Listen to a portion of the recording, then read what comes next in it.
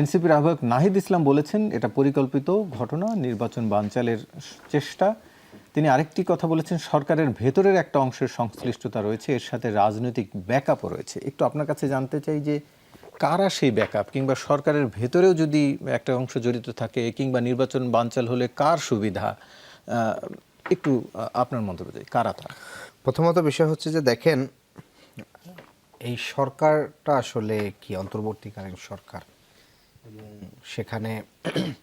BNP বলেন, জামাত বলেন, NCP বলেন, গণ অধিকার, বাম গণতান্ত্রিক জোট বা গণতন্ত্র মঞ্চ, অলমোস্ট সবারই এখানে প্রতিনিধিত্ব পরোক্ষ বা প্রত্যক্ষভাবে সরাসরি আছে। এবং একই সাথে এই সরকারের সামনের ফ্রেমে না থাকলেও ভিতরে বড় একটা অংশে ফুল আওয়ামী লীগের রেখে যাওয়া সেট আপ, বিশেষ করে প্রশাসন এবং যে সংস্থার উপর নির্ভর করে আমরা এখন রাষ্ট্র, মানে যে সংস্থার তথ্য বা নিরাপত্তার দায়িত্বে থাকে, এটা পুরোনো আওয়ামী লীগের সেট আপ। ফলে প্রথমত বাংলাদেশে নির্বাচন চাচ্ছে না কারা। এক নম্বর হচ্ছে নির্বাচন তো আওয়ামী লীগ কোনোভাবেই চাচ্ছে না, এবং তফসিল হওয়ার পরের দিনই তারা অফিসিয়ালিও স্টেটমেন্ট দিয়েছে যে আওয়ামী লীগ ছাড়া বাংলাদেশে নির্বাচন হবে না, নির্বাচন করতে দেওয়া হবে না, মানে একটা হচ্ছে হবে না এবং করতে দেওয়া হবে না, এই ধরনের ঘোষণা আসছে। ফলশ্রুতিতে আওয়ামী লীগ তো ধরেন একটা রাজনৈতিক দল বা আইডিওলজি তাদের একটা জায়গার থেকে, ফলে তার মনোভাবাপন্ন যে প্রশাসনে যে পুরো সেট আপ আছে, সেই সেট আপ তো হচ্ছে সরকারকে কাজ করতে দিবে না, এবং এটাই বুঝাবে যে বাংলাদেশে আসলে আওয়ামী লীগ ছাড়া বাংলাদেশের স্বাভাবিক রাজনৈতিক গতি প্রক্রিয়া চলে না। এটা হচ্ছে তাদের প্রথম টার্গেট। এই প্রক্রিয়ার জন্য তারা প্রয়োজনে লং টার্মের জন্য আপনার হচ্ছে এখানকার জুলাই গণঅভ্যুত্থানে যারা গুরুত্বপূর্ণ ভূমিকা রাখছে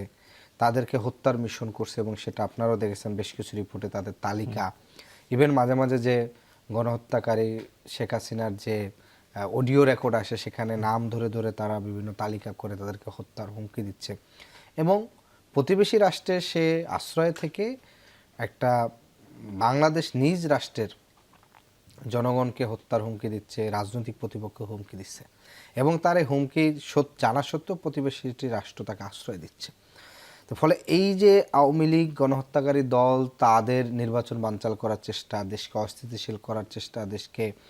ব্যর্থ করার চেষ্টা, এবং সে প্রতিবেশী রাষ্ট্রে আশ্রিত থেকে করা, এবং এখানকার সরকারের যে অংশটা বলতে বুঝিয়েছে, আমি যেটা মনে করি, যেহেতু সেও এর আগে গভর্নমেন্টে ছিল, তারও হয়তো কিছু অভিজ্ঞতা আছে কাজের ক্ষেত্রে। মানে রাষ্ট্রটা শুধু 25 জন উপদেষ্টা দিয়ে চলে না, উপদেষ্টার থেকে শুরু করে একটা মন্ত্রণালয়ের একেবারে ওই অফিসের পিয়ন থেকে শুরু করে ধরেন সচিব পর্যন্ত পুরো একটা সেট আপে কোনো একটা অর্গান যদি জাস্ট মাঝখান দিয়ে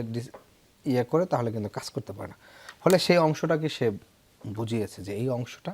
ভিতর থেকে নানা ধরনের সাবোটেজ করতে পারে, এরকম ব্যর্থতার পরিচয় দিতে পারে, কাজ করতে পারে না।